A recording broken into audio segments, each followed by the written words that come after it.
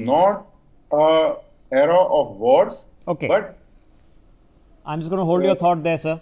So now let's just take through this one by one of what has just been done. I've just taken the imagery step by step. Can we just come down to the screen so I can do this step by step, please? PCR crew is going to follow me very, very assiduously. Okay, this is Syedna Bilal POJK.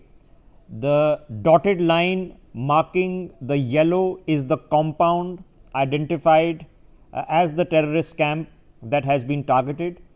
This compound clearly contains 4 sets of buildings. The first building in the center of the screen, which you see, which has a red sloping roof. There is an anti building to the left of that, and to the northwest of that you can see 2 more anti buildings and a compound. So one building clearly is the main building, which seems to be well developed. This is the Syedna Bilal camp in POJK, which has been targeted and eliminated. This is the terror camp called Kotly Gulpur, also in POJK. This is in a heavily forested area.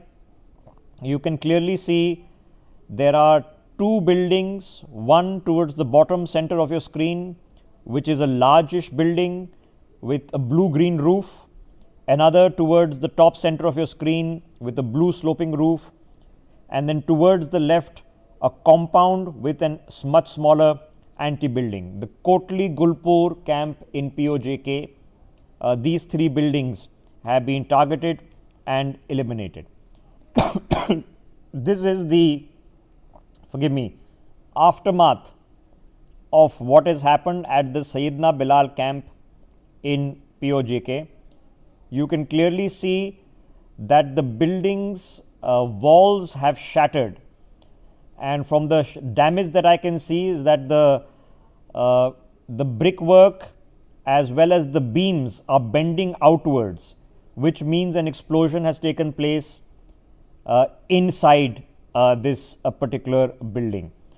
Gives you a clear indication that if anything was inside the building, the chances of escaping this are very low. Now, we do know that in camps like the Syedna Bilal camp in POJK, what the Pakistanis' standard operating procedure was to create primary nursing centers. So, these were actually official government buildings designated as primary nursing centers, under the guise of which the terror training camps being conducted. So, you can see what looks like a white ambulance which is parked outside this building. This is the Syedna Bilal camp.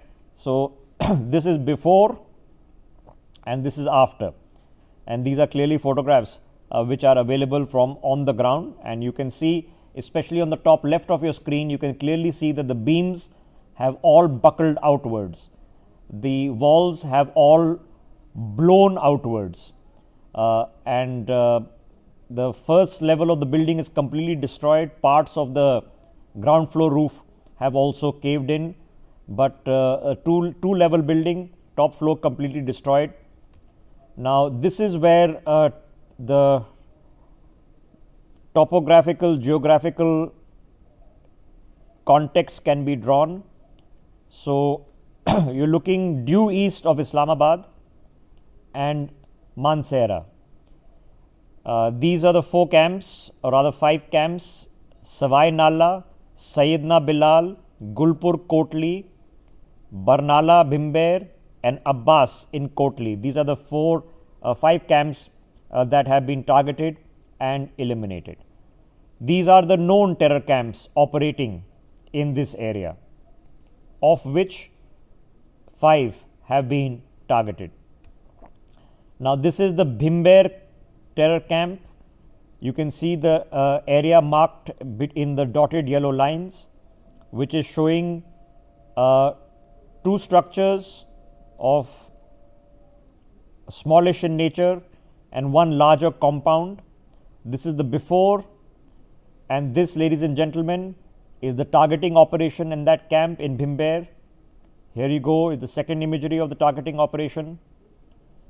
So, you can clearly see over here the large black dots is the places.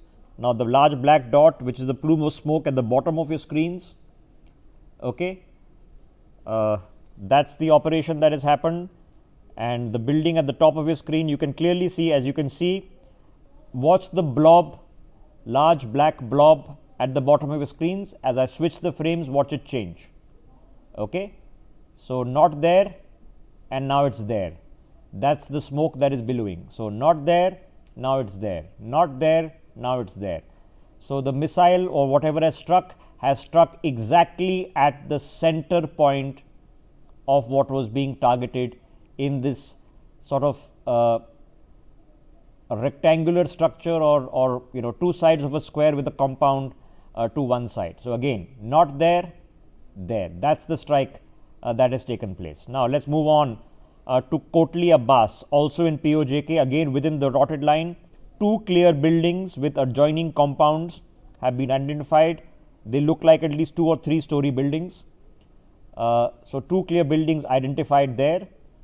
This is the strike that has taken place on those buildings. And again, have a look at this. This is the strike as it happened. Now remember, this is infrared imaging, so it's all black and white of what you can see, but before, after, this is the point of the strike, and after the building that's been destroyed. Okay, this is putting into context where this is located, and in context of Lahore, which as we know is across the border from Amritsar. Points 7, which is Muridke, just north of Lahore. Slightly further to the north is Mehumana Joy. To the northeast, inside the salient that Pakistan has between Amritsar and Jammu, that is Sergul, and further to the south, across the border from Rajasthan, across the border from Bikaner, is Bhavulpur. Now this is the Sergul Sialkot camp, and the Sergul Sialkot camp here is marked at number 8. So this is in the salient near Sialkot, in the Sialkot sector. This is the camp. You can clearly see it is a large compound. There is a central courtyard surrounded on 3 sides by buildings. On the left side are farmland.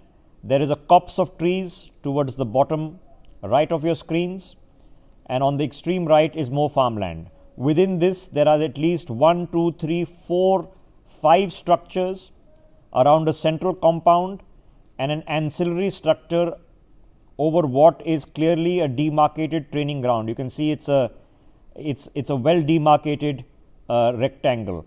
So this is the Sergul camp near Sialkot in Pakistan. This is the strike that has been conducted on the Sergul camp. Now this is being taken at an angular degree, so this is not straight down. This is not like a satellite image. It's being taken from an altitude but at an angle. Now this is the Mehumana Joy camp in Pakistan. As a reference to context, this camp is north of Lahore and further north of Muridke, which is the other camp that was targeted. So this is Mehumana Joy. This is the targeting that has happened of the camp. This is the camp here. Now you can clearly see in this case much smaller compound, 2 distinct structures, some tree line, open compound surrounded by farmland on both sides. This is what's happened at Mehumana Joy, which is the data that has been put out, and this looks like drone reconnaissance for sure. Everything has been put out, even the layout of the drone reconnaissance has been shared publicly. So this is a drone reconnaissance. So this is not a satellite image. What you're seeing is from an angle, you're not seeing it straight down. So this is the strike that's happened there. This is the main one, the Markaz Taiba Muridke. You can have a look at how large this complex is. A huge complex stretching over easily dozens of acres, occupying at least 60 or 70 buildings. I can identify at least 1, 2, 3, 4, 5, 6, 7 large structures. There are at least 1, 2, 3, 4, 5, 6, 7, 8, 9, 10, 11 compounds. And there are at least 3 or 4 dozen smaller structures. This is the main well-known Markaz Taiba camp in Muridke. This is what was targeted. This is the black plume that you see in the center of your screens. Let me zoom in on that. That, ladies and gentlemen, here is the plume of the strike of the first missile. We have been told, and not forget been told, we've been shown 4 hits that have taken place on the Muridke camp. That is number 1. This is number 2. This is number 3. You can clearly see a much larger black plume. And this is number 4. Yet another black plume on the center of your screens, right about here. Okay, that's what happened to the end of the Pakistani terror camp at Muridke, which has been operating well since I've been alive. This is Bhavulpur, ladies and gentlemen. This is the last and the furthest due south camp next to the National Highway number 5 in Pakistan. Again, the yellow dotted line demarcates the camp. You can clearly see there are dozens of structures. One large white roofed building which is over here, which would serve as the madrasa as well as the prayer compound or the mosque for the building, for this compound over here. You can see straight line structures towards the north, and towards the east you see other compounds. Straight line structures often serve as barracks. You can clearly see a large a muddy training ground, and you can see further structures to the west of this image. 1, 2, 3, 4, 5, 6, 7, 8, 9, 10 structures here. There's a huge structure here which looks like a shed, long shed, and this is the Bhavulpur camp that has also been targeted. So we have all the imagery. In fact, we even have the drone telemetry that has been shared. This has literally much all the data which is available. You have the coordinates which have been hit. You have the coordinates in which the drone was flying. Everything has been put into the public domain.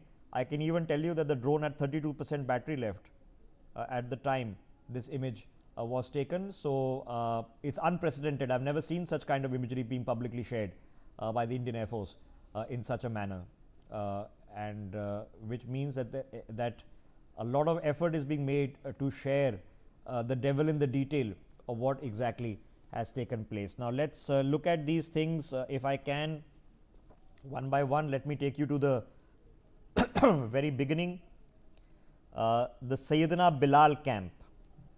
Okay, now this is what's happened afterwards. I don't know if any of you, our guests, can see this on your screens. Let me quickly examine this before I take on the larger issue of this. Air Marshal Kapoor, now we have been told that great care has been taken in the selection of the warheads and the munitions to conduct a pinpoint strike into these camps. Now, for one of these, we have immediate aftermath imagery from the ground. It's been taken from literally on the spot. Now, I don't know if this has been taken and received from our intelligence or it has been captured from imagery that has been posted by locals themselves, probably the latter, but it clearly shows that the beams of the building are buckling outwards, and whatever has struck the center of the building. I can see no cratering outside. Now, what would that indicate to you, sir? Can we hear, sir? Can you hear me? Yes, we can hear you now, so go ahead. Yeah. So the first thing that is evident is that this is not a satellite or a drone imagery. It is a photograph that has been taken on the ground and has been shared And so that is the first part. Second part is it very clearly today the capability exists to have a pinpoint long range precision strike and with standoff weapons. And this is a high explosive weapon. So it basically hits and penetrates and then explodes. And that's why you will see that there is a buckling outwards. Uh, Okay, so so it's so I can see in the image, if I'm going to zoom into this part of the image, so have a look at this. This is the inside of the building. So you can see the walls have yes, not imploded, they have exploded outwards. So the yes, walls are shattered outwards this direction. The inside yes, floor of the building is relatively unmolested from this screen. This room, of course, its roof is damaged but not broken. But the top, of course, the roof is completely gone, and you can clearly see here on your screens this part. These are the beams which are buckling outward. You can see the curve on the beam yes, buckling outward. You can see the curve on this beam also buckling outward. It's more readily apparent in this photograph as well. You can see curve of the beam and all the detritus, which is all that stuff, the masonry, the brickwork has blown outwards. Now we don't know who was in this building, how many people were in the building, whether the building was empty at that point of time. But what you see parked outside the building